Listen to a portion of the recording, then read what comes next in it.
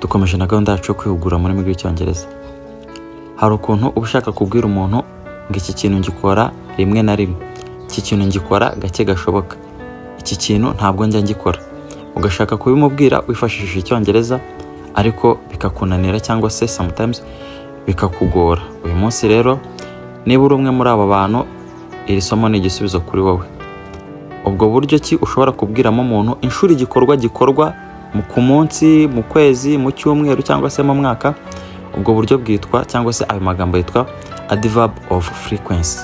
What is an adverb of frequency? Adverb of frequency ni iki?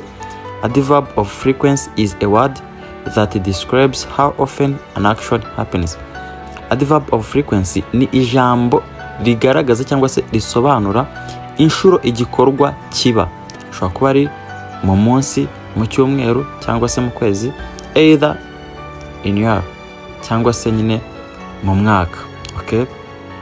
Ubwo buryo rero ni nka kumwe mva umuntu avuga ngo buri mwaka dusohokana na famiye, buri munsi njya ku kazi. Ubwo buryo nyine izo nshuro ukora icyo gikorwa, kuko urumva hari igikorwa kiba buri gihe, hari igikorwa kiba rimwe na rimwe, hari igikorwa kiba gake gashoboka, hari igikorwa kitajya kiba. Ibyo nibyo tugiye kureba uburyo ki ushobora kubivuga mu cyongereza. Then let's dive in and make sure you stick around to get all you need. Okay? Munyemerero tuze gutangira, ariko mbere ko dutangira ndasaba wowe mushyashya kuri YouTube channel, ukaba ari ubwa mbere ugezeho, wanze ukore subscribe kugira ngo tuzagira isomo na rimwe rigucika mu rurimi rw'icyongereza, kuko twiga icyongereza apana cya cyongereza cyo gupapira, ahubwo cya cyongereza wifashisha mu buzima bwa buri munsi kikagufasha ukiadapt. Muze kunyemerera duhere kuri adverb of frequency ya mbere, ariyo yitwa never. Nagiye nshyiraho percentage ku ijana. Iyo uvuze ngo ukoresheje ijambo never, igikorwa uri kuvuga mu iyo nteruro ntabwo kiba kibaho, ntabwo uba ugikora. Murabyumva?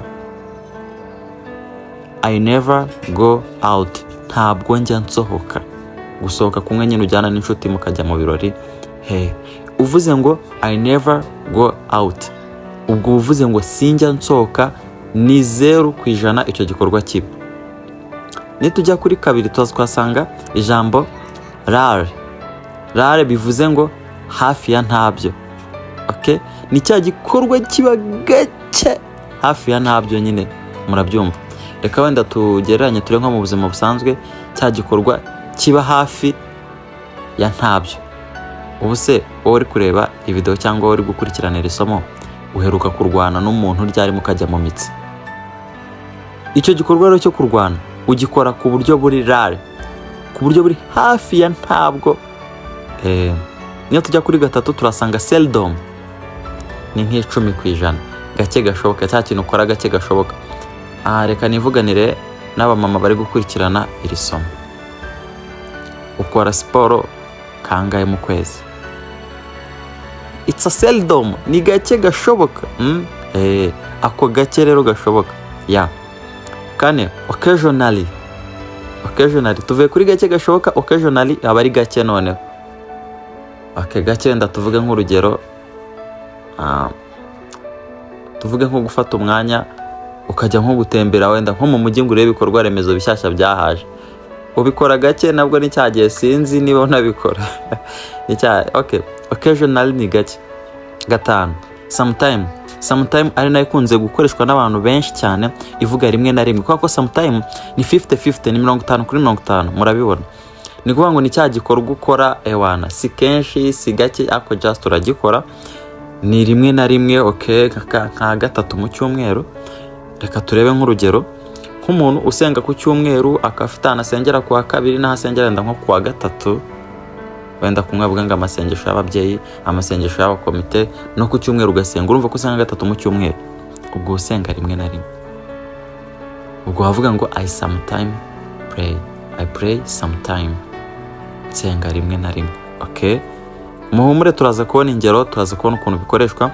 Just make sure yuko iyi video itangiye ukanayirangiza, cyangwa se iri somo uritangiye ukanayirangiza. Basaba gukora subscribe ku bantu mutarakora subscribe. Munyemerere tunyarukire kuri gatandatu. Kuri gatandatu turasanga ijambo rivuga ngo often. Often ni 70%. Ubwo namwe murarishakira izina. Iyi often murashakira izina, mbahaye umukoro mujye muri comment muvuga uti iyi often twahita gutya bitewe n'ukuntu turi gusobanukirwa isomo. Karindwi, frequently. Frequently ni cya kintu ukora mu buzima busanzwe. Frequently, I frequently wash my clothes. Mu busanzwe mesa imyenda yanjye. Urumva ko imyenda urayimesa mu gitondo, ushaka kuyimesa mu gitondo, n'ejo mu gitondo ukayimesa, ukirenza umunsi umwe ukamesa. I frequently go on a trip. Mu busanzwe ariko ngenda tembera. Very simple, very easy, okay? Mumure turone ingero. 8, usually ni cya kintu ukora 90%. Akenshi nta nubwo ukunze gusiba kugikora usibye ku minsi runaka specific.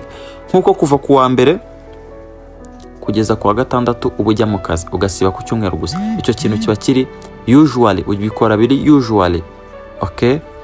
Ni cya kintu ukora 90 ku buryo usiba nka rimwe mu cyumweru. Icyo kintu bari usually, okay? 9, always, buri gihe. Ubwo usually sobanuye akenshi.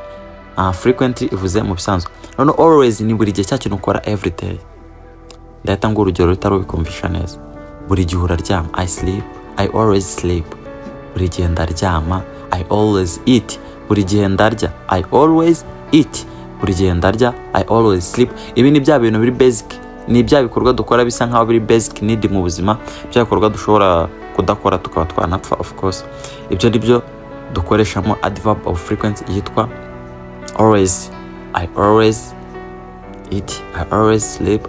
I always do whatever. Okay. Noneho tugiye kugera mu ngero sasa rero. Tugeze mu ngero. Nyemere tunyarukire ku rugero rwa mbere. Tuzatangira n'ijambo always. Everyone always speaks well of Mark. Iteka ryose buri umwe avuga neza Mark. Mark nyine ubwo ni izina ry'umuntu. Kuri always tubonye ko always ni everyday, ni cya kintu ukora utajya usiba gukora. Noneho hano intero ya mbere avuga ngo everyone, buri umwe, always iteka ryose, speaks well of Mark, avuga neza Mark. To speak ni ukuvuga, well of Mark. Well ni neza cyangwa byiza, like that, okay? Kabiri, urugero rw'uburyo dushobora kwifashisha usually. She usually fed her cat. Agaburira agapusi kiwe. She usually abikora kera. Agaburira agapusi ke. Generally, iri ntabwo twaribonye ako zose zigiye zisa nkaho zijya kumera kimwe. Generally ni cya kintu ushobora kuba ukora ukagikora nka kabiri mu cyumweru. A sentence normally has a subject and verb. Nukuvuga ngo interuro normally mu buzima busanzwe, interuro mu bisanzwe mbese. Mu bisanzwe interuro igira subject. Subject nabwiye ko ari zimwe twita I, njyewe, you, wowe, we, twe, them, they, bariya, okay, he na she, it, and a verb ndetse n'inshinga. Mu busanzwe cyangwa mu buzima busanzwe, generally ni ukuvuga mu buzima busanzwe cyangwa normally, interuro igira subject and a verb, okay? Often, I used to often take walks along that road. I used to. Najyaga gake gashoboka ntembera k'uyu muhanda gake nesakatisa. Urabona ko yakoresheje ijambo I used to. Ijambo I used to uba uri kuvuga igikorwa wajya gukora utagikora. Okay? Dufate nk'urugero, niba warasoje ishuri, you used to go to school. Wajya kujya ku ishuri. Iri jambo by'umwihariko nzategura irindi somo turebe ukuntu ijambo umuntu ajya rikoresha, naryo ni ingenzi cyane mukunze no kuribona ahantu henshi. Sometimes, rimwe na rimwe, married people sometimes wish they were single. Abantu bari mariye rimwe na rimwe bajya bifuza ko bakabaye bari single. Okay? N'urugero ntabwo uvuze ko nyir'urugo yapfuye bari umwishe. Married people, abantu bari bubatse, okay, abantu bubatse sometimes wish they were single. Rimwe na rimwe bifuza ko bakabaye ari ingaragu barabiretse. Sometimes, once again, no, occasionally ntabwo igaragara. I occasionally eat meat.